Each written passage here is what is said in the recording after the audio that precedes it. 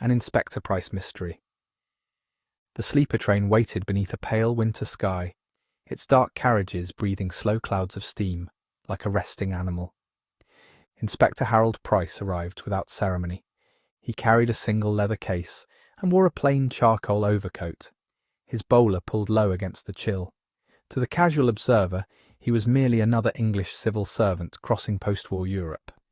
But Price had long since learned that appearances were rarely reliable. Prague's main station hummed quietly around him. Porters hurried past with trunks, a family embraced near the ticket windows. Somewhere down the platform, a whistle sounded. Price consulted his watch. He'd been instructed to travel discreetly. Officially, he was bound for consultations in London.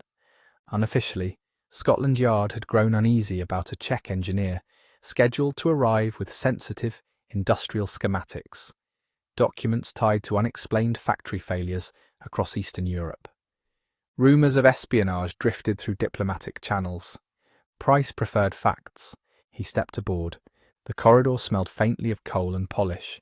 Inside his compartment, he placed his case carefully, smoothed his coat, and returned to the passageway. He always liked to see his fellow passengers early. 2 doors down stood a slim man in his 40s, spectacles perched precariously on his nose, clutching a worn leather briefcase to his chest.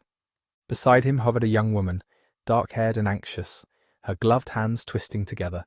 His assistant. Further along, a sharply dressed American woman supervised a porter with military efficiency. At the far end of the corridor, a German officer smoked thoughtfully by an open window. And emerging from the dining carriage came a tall Englishman with a notebook already in hand. Charles Whitcomb. "Evening," Whitcomb said pleasantly, as Price passed. "So it seems," Price replied. Whitcomb introduced himself as a journalist covering European reconstruction.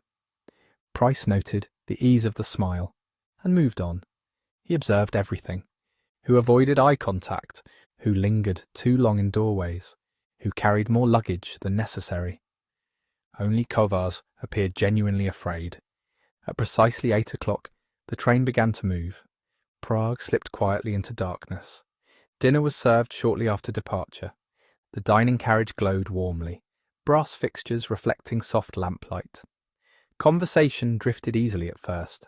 Rail schedules, hotel shortages, the stubbornness of customs officials. Then Whitcomb produced a silver flask. "Brandy from Bordeaux," he announced cheerfully. "A little tradition of mine on overnight journeys." He poured generously. Some declined, some accepted.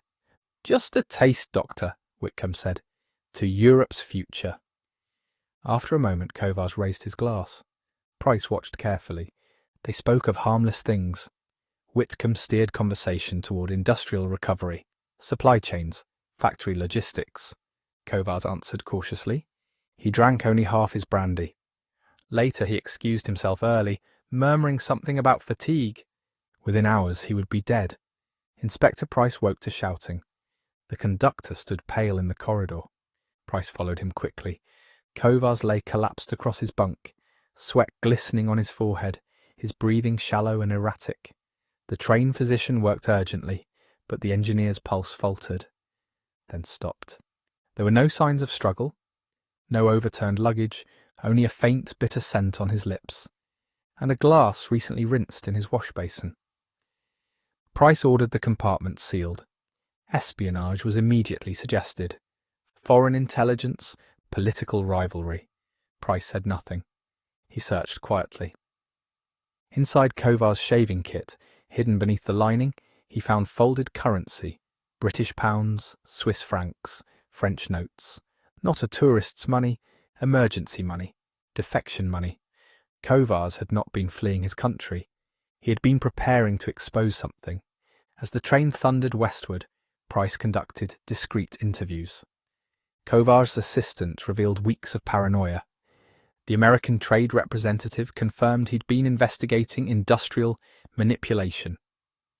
The German officer suspected intelligence involvement. Whitcomb presented himself as merely a reporter chasing a tragic story, but Price had seen reporters before. They asked questions. They did not guide conversations. Whitcomb had.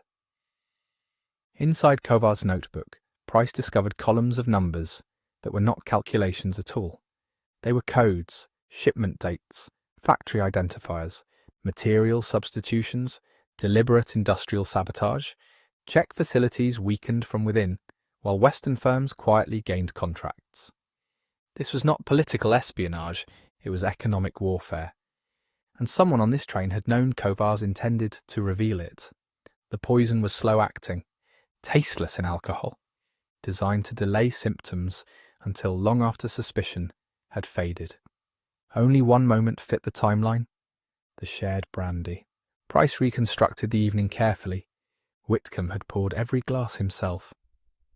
By the time the train reached France, Price had broken the cipher and traced financial connections linking Whitcomb to the very companies that benefited from Kovar's silence. The journalist was no journalist at all. He was a British industrialist. When confronted, Whitcomb did not deny it. "You think industry rebuilds itself on sentiment?" he said quietly. "The man would have collapsed markets." "You poisoned him," Price replied. "I removed an obstacle." Business interests had trumped a man's life. As London approached, Inspector Price gathered the remaining passengers. "This was not a political assassination," he told them calmly. "It was a commercial one. Kovar had tried to expose corruption. Someone had ensured he never reached England. And while contracts would reshuffle and boards would appoint new directors, one engineer who believed truth should matter now lay silent in a foreign carriage." Price closed his notebook. Crimes had evolved, once men killed for crowns, then for flags,